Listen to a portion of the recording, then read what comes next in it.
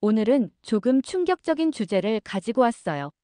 한 통계에 따르면 2인 가구보다 1인 가구의 노인 자살률이 더 높다는 결과가 있었어요.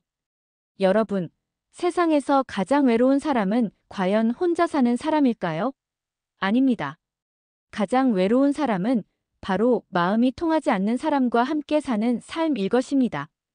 오늘 이 주제로 이야기 시작합니다. 독거노인과 동거노인, 어느 쪽이 더 행복할까요?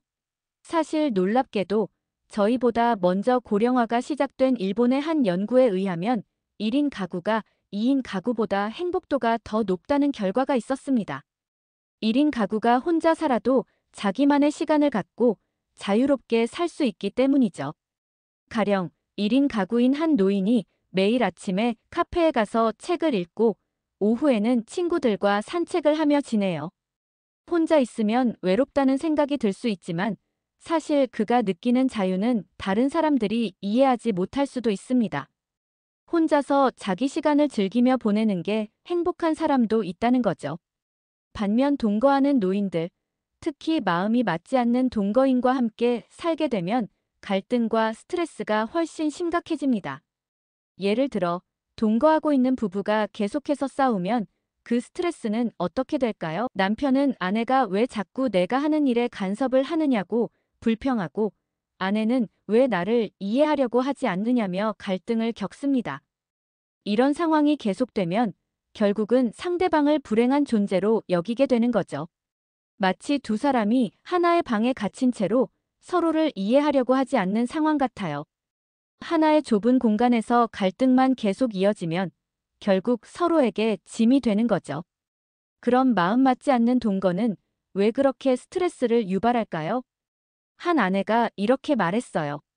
남편은 은퇴 후 집에서만 있으면서 말도 안 하고 나를 무시해요. 내가 뭘 하든 신경도 안 쓰고 나 혼자 모든 일을 해야 해요. 이런 갈등을 겪고 있던 그 아내는 점차 우울해졌고 결국 자살 생각까지 했다고 고백했습니다.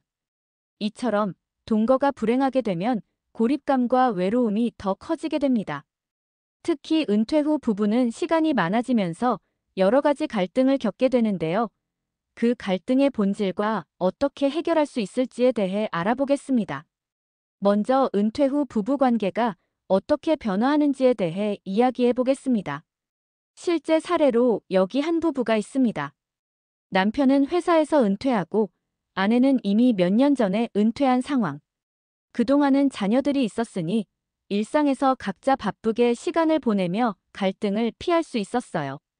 하지만 자녀들이 독립하고 나니 남편과 아내는 하루 종일 함께 시간을 보내게 되죠. 그때부터 작은 갈등이 커지기 시작했어요. 남편은 하루 종일 소파와 한 몸이 되어 있고 아내는 계속해서 집안을 정리하며 지냅니다. 처음엔 작은 일들이었죠. 왜 이 방을 이렇게 어지럽혀 두고 가? 그것 좀 치워주세요. 하지만 점점 그 갈등이 커지더니 결국 너무 싫어. 라고 대놓고 말하게 되었습니다. 갈등의 핵심. 서로가 시간을 어떻게 보낼지에 대한 차이가 커지면서 생긴 갈등이죠. 그리고 은퇴 후에는 시간도 많고 생활 패턴도 계속해서 맞춰야 하다 보니 서로의 단점이 더욱 부각됩니다. 남편은 여전히 경제적인 역할을 중요시하고 아내는 은퇴 후에는 즐거운 취미 생활을 하고 싶어 해요. 하지만 남편은 아내가 계속 외출하고 친구들과 시간을 보내는 걸 불편해하죠. 너무 자주 외출하지 마. 나랑 좀 더 시간을 보내자. 이런 갈등이 점차 커지며 결국 아내는 나도 이제 자유롭게 살고 싶은데 라고 대립하게 됩니다. 문제의 본질은 각자의 은퇴 후 생활 스타일에 대한 이해 부족이에요. 동거가 불행해지는 이유는 바로 서로의 공간과 자유를 침해하기 때문입니다. 흔히들 졸혼하면 된다고 하지만 말처럼 이혼이나 졸혼이 그리 쉽지 않습니다. 하지만 해결책이 있습니다. 바로 상호 불가침 평화조약이죠. 말 그대로 상호 간섭하지 않는 걸 평화적으로 약속을 하는 거죠. 한 부부는 이 상호 불가침 평화조약을 통해 갈등을 해결했다고 해요.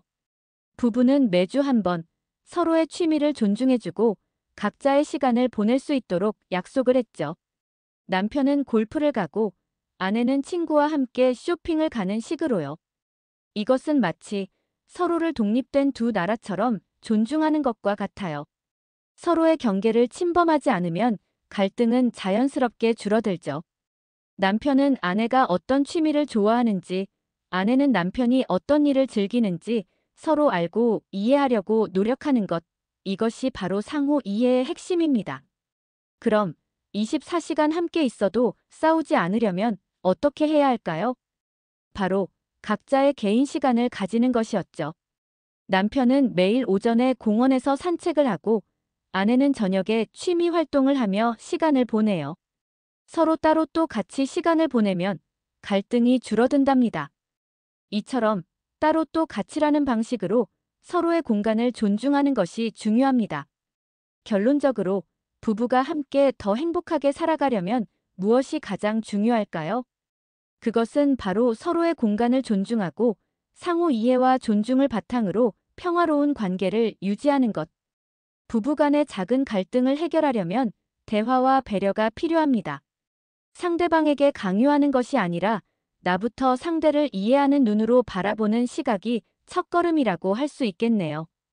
이제 여러분도 부부 간의 갈등을 예방하고 행복한 노후를 보내는 방법을 실천해 보세요. 그럼 오늘 이야기 재미있으셨나요? 여러분도 부부 간의 평화로운 노후를 위해 조금씩 실천해 보세요.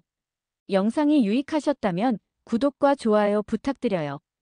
다음 영상에서 다시 만나요.